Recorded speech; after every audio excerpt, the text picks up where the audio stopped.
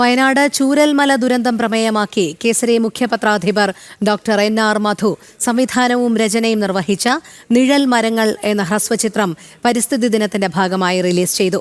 പേരുപോലെ തന്നെ വ്യത്യസ്തത നിറഞ്ഞതാണ് ചിത്രത്തിന്റെ പ്രമേയവും.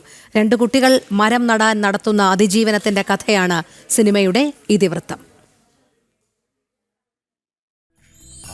ചുറ്റി വരുന്ന കാറ്റൊരു പാട്ടുമൂളുന്നേ, പാട്ടിലെങ്ങും തേൻ തുളുമ്പിയ മധുരമൊഴുകുന്നേ. കാട്ടുതേനട ചൂടി നിൽക്കും മലകൾ കണ്ടെന്നോ, മല ചുരത്തിയ വഴിയിലൂടൊരു പുഴ ചിരിച്ചെന്നോ. ചൂരൽമല ദുരന്തത്തിന്റെ തീവ്രതയും അതിന്റെ ആഴവും അതേപടി വരച്ചുകാട്ടുകയാണ് നിഴൽമരങ്ങൾ എന്ന ഹ്രസ്വചിത്രം. ദുരന്തത്തിൽ സർവവും നഷ്ടമായവരുടെ ശിഷ്ടകാല ജീവിതത്തിലേക്കുള്ള ഒരു എത്തിനോട്ടം കൂടിയാണ് നിഴൽമരങ്ങൾ.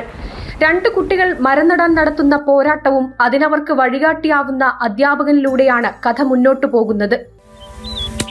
എന്താ രാവിലെ പരിപാടി? ഞങ്ങൾ സ്കൂളിൽ നിന്ന് കിട്ടിയ മരം നടുവാ. മരമൊക്കെ വീട്ടുമുറ്റത്ത് നട്ടാ പോരെ? ഞങ്ങളിവിടെ വാടകയ്ക്കാ താമസിക്കുന്നത്. ഞങ്ങളുടെ വീടും സ്ഥലവും ഉരുളുപൊട്ടി ഒഴുകിപ്പോയതാ. മരം ഇവിടെ നടാൻ പറ്റില്ല. ഇത് വളർന്നാൽ എന്റെ പറമ്പിലേക്ക് ചായും. പോരാത്തതിന് ഇലക്ട്രിക് ലൈന്. ഒരു കാര്യം ചെയ്യേ, നിങ്ങൾ ആ മരം അമ്പലപ്പറമ്പിലോ പുഴവക്കിലോ കൊണ്ടുപോയി നടാ. ദുരന്തത്തിൽ അതിജീവിച്ചവരെ സംബന്ധിച്ചിടത്തോളം വീട് നഷ്ടപ്പെട്ടവരെ സംബന്ധിച്ച് നമുക്കറിയാം, അവർ പലരും വാടക വീടുകളിലാണ് കഴിയുന്നത്. വാടക വീടിൽ നിന്നും ഒരു കുടിയിറക്ക് ഭീഷണിയൊക്കെ നേരിടുന്ന ഒരു കുടുംബത്തിൻ്റെ കഥയാണ് ഞാൻ ഇതിനകത്ത് പറയുന്നത്. അതിലെ കുട്ടികൾ അവരനുഭവിക്കുന്ന മാനസിക വ്യഥ, അവരുടെ ജീവനായിരുന്ന സ്കൂളിൽ നിന്നും അവർ മറ്റൊരു സ്കൂളിലേക്ക് പറിച്ച് നടപ്പെടുകയാണ്.